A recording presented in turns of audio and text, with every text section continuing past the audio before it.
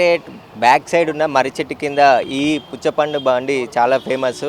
ఎండాకాలమే కాదు 365 రోజులు కూడా ఇక్కడ పుచ్చపండు అమ్ముతారు. ప్రస్తుతం మనతో పాటు పుచ్చపండ్లు అమ్మే యజమాని ఉన్నారు. చెప్పండి అసలు ఇక్కడ పుచ్చపండ్లు ఎప్పటి నుండి అమ్ముతారు, రోజు ఎంత బిజినెస్ చేస్తారు అసలు?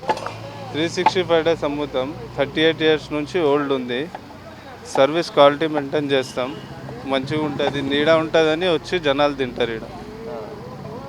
అంటే మీరు ఎప్పటి నుండో చూస్తున్నారు, ఎన్ని సంవత్సరాలు ఈ వ్యాపారం చేయబట్టి, ఎన్ని సంవత్సరాల నుంచి చెట్టు కింద ఈ వ్యాపారం చేస్తున్నారు? 37 ఇయర్స్ కంప్లీట్ అవుతుంది ఇప్పుడు ఈ సంవత్సరానికి. అంటే మీ నాన్నల తర్వాత మీరు చేస్తున్నారు? నాన్న ఉన్నాడు, మా చేతిలో ఇచ్చిండు, మనం మెయింటైన్ చేస్తున్నాం.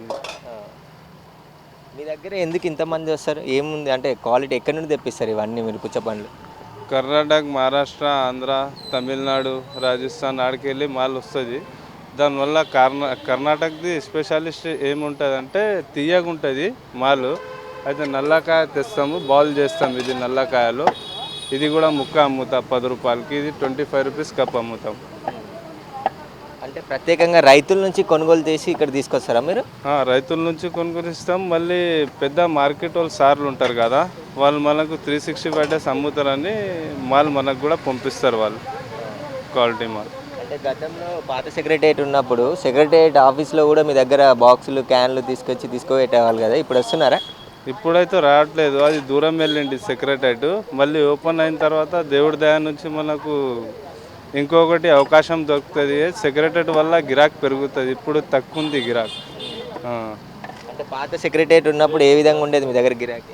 సూపర్ ఉండే. అది మూమెంట్ రాదు సార్, లాక్డౌన్ వల్ల ఆ మూమెంట్ రావాలంటే మళ్ళీ దేవుడితో కోరుకోవాలి మనం. అంటే ఆ గిరాక్ లేదు ఇప్పుడు.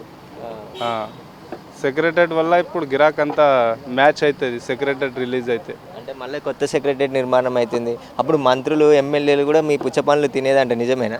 నిజమే అన్న. ఐఎస్ ఆఫీసర్, ఎమ్మెల్యేస్, మళ్ళీ టీఆర్ఎస్ ఎమ్మెల్యేస్ అందరు వచ్చి తింటుండే. నైని నరసింహారావు సార్ ఉన్నప్పుడు కూడా నైని నరసింహారావు సార్ ఇక్కడ నుంచి వచ్చి వాళ్ళ ఉంటారు కదా ఆఫీస్ మనిషి, వాళ్ళతో పంపించి పుచ్చకాయ ఇక్కడ నుంచి తీసుకురా మర్రి చెట్టు కింద నుంచి అని చెప్పేటోళ్ళు. అంటే ఒక స్వీట్ ద్వారా క్వాలిటీ ఉండడంతోనే ఇంత కస్టమర్లు వస్తారంటారా? క్వాలిటీ మెయింటైన్ చేస్తాం, స్వీట్ పెరుగుతుంది కదా మన దగ్గర, మంచిగా నీడ ఉన్నది, దానివల్లనే గిరాకు వస్తుంది మన దగ్గర. ఫ్యామిలీస్ వస్తారు, కపుల్స్ వస్తారు, చాలామంది పేరు పెట్టి మన దగ్గర ఫలానా జాగాలో మంచిగా దొరుకుతుంది ఐటమ్ అని ఇక్కడ వస్తారు వాటర్ మిలన్. మళ్ళీ ఎండాకాలం వస్తుంది కదా, ఇప్పుడు ఈ సీజన్ ఎట్లా ఉండబోతుంది మీకు? కొద్ది రేస్ అవుతుంది సార్, ఇప్పుడు చూద్దాం ఎట్లా అవుతుంది. అయితే 30 సంవత్సరాల పైనుంచి కూడా ఈ వ్యాపారం ఇక్కడ చేస్తున్నారు. పాత సెక్రటేరియట్ ఉమ్మడి రాష్ట్రం ఉన్నప్పుడు కూడా ఇది చాలా ఫేమస్కి సంబంధించిన అడ్డా అని చెప్పేసి కూడా చెప్తున్నారు.